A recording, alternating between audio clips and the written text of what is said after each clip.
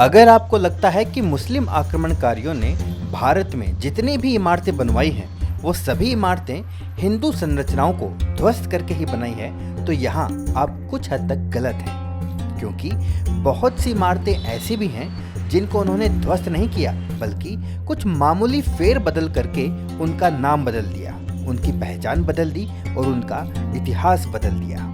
और ऐसी ही एक प्रसिद्ध इमारत है लखनऊ का ये बड़ा इमामबाड़ा।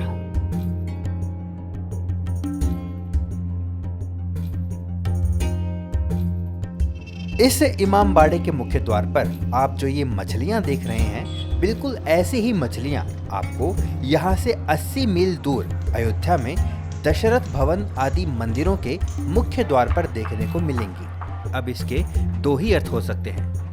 पहला तो ये कि अयोध्या के मंदिर मुस्लिम शासकों ने बनवाए हैं, जो कि सोचना ही हास्यास्पद लगता है। तो दूसरा अर्थ यानी कि सच्चाई ये है कि लखनऊ का ये विशाल इमामबाड़ा मूल रूप से एक हिंदू संरचना है, जिसे मुस्लिम शासकों ने हत्या कर उसकी पहचान बदल दी। तो अब सवाल उठता है कि इस इमामबाड़े की वास्तविक पहचान क्या है। इसी का जवाब हम जानेंगे आज के इस वीडियो में।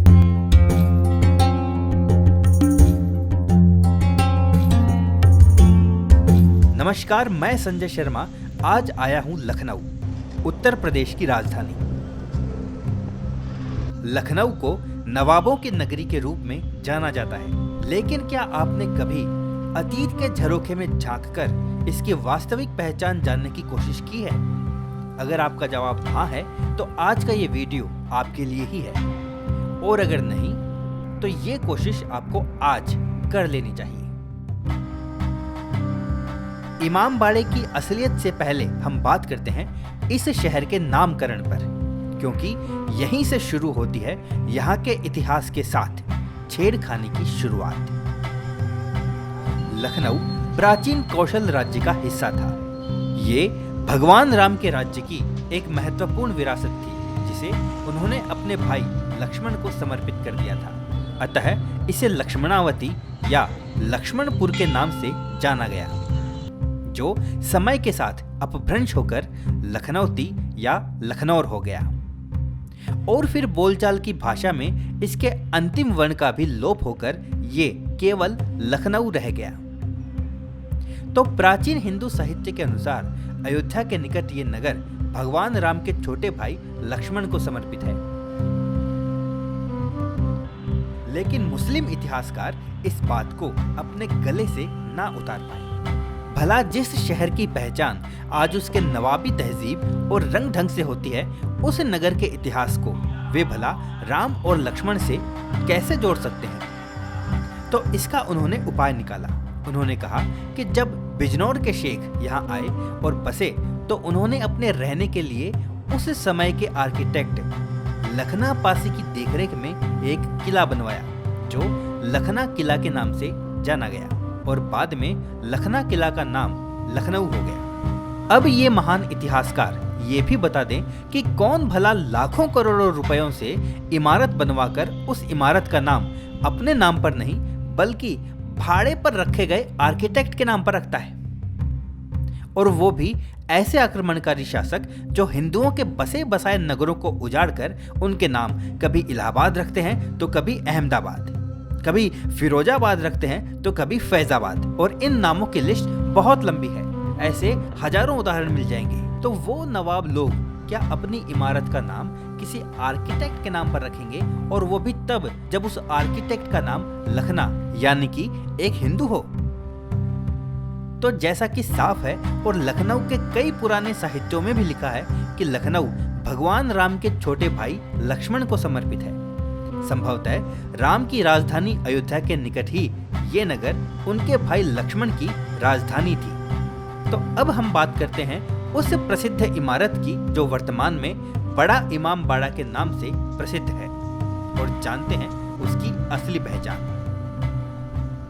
इस कड़ी में सबसे पहले हम जानते हैं कि इमामबाड़ा क्या है। इमामबाड़ा दो शब्दों से मिलकर बना है, इमाम और बाड़ा।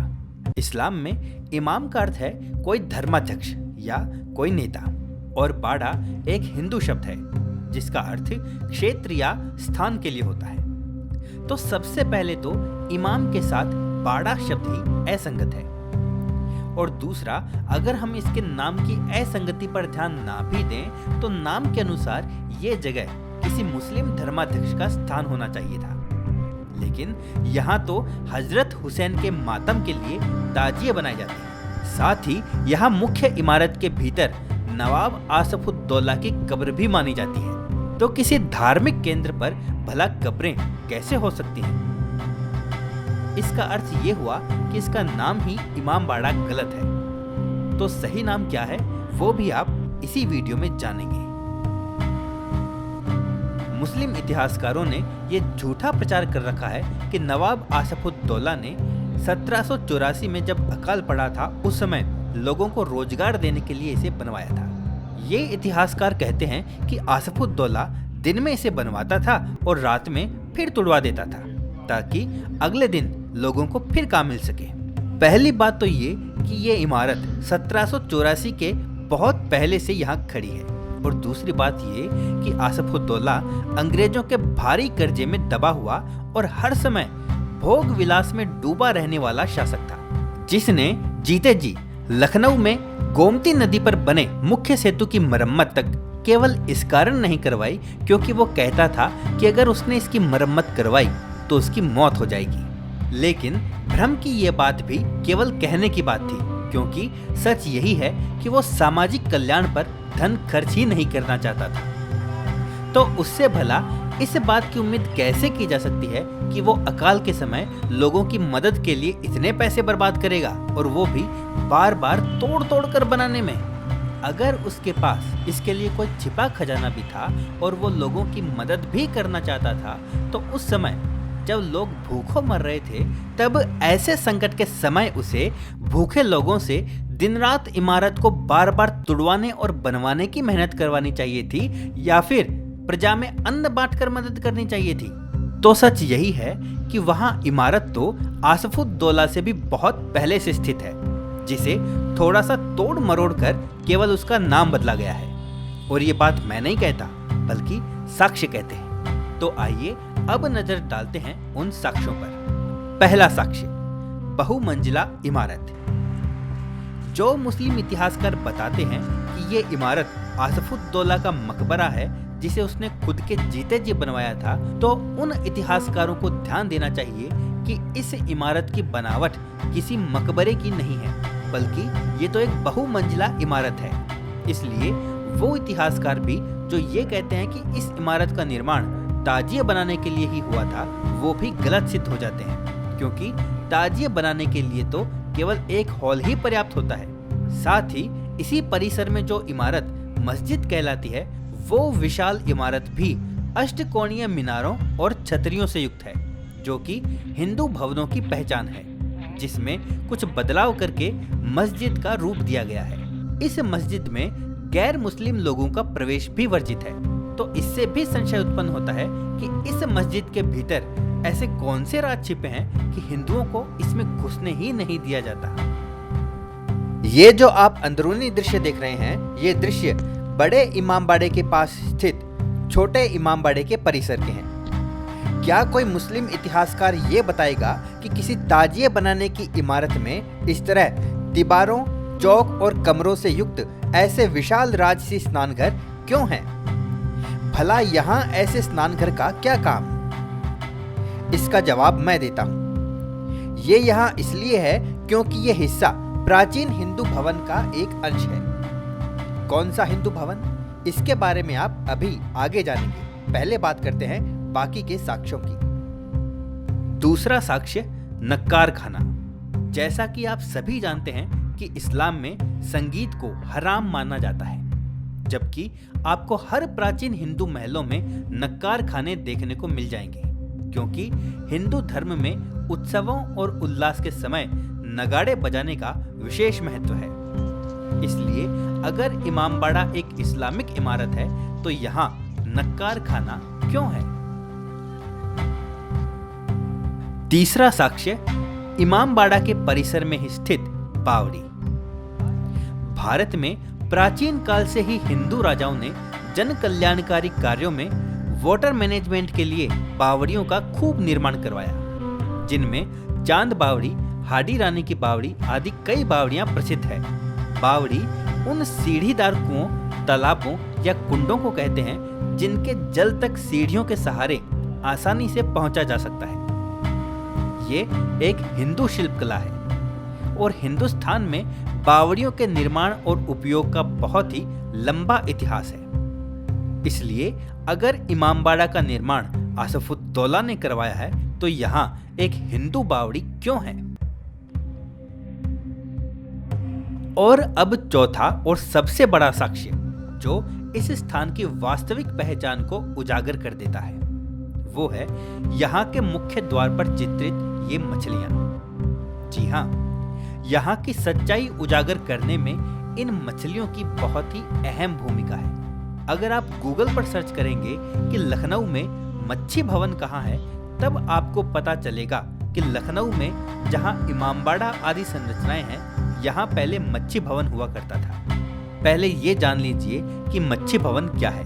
मच्छी भवन संस्कृत के मत्स्य भवन का अपभ्रंश रूप है और ये तो आप जानते ही हैं कि मत्स्य मछली को कहते हैं। लेकिन अब सवाल उठता है कि क्या सच में इमामबाड़े को बनवाने के लिए मच्छी भवन को तोड़ा गया था? तो इसका जवाब है बिल्कुल नहीं, क्योंकि जिन मछलियों की आकृतियों के कारण इसका नाम मत्स्य भवन यानी मच्छी भवन पड़ा था, वो मछलियों की आकृतियां इन इमारतों पर आज भी ज्यों की त्यों देखी जा सकती है।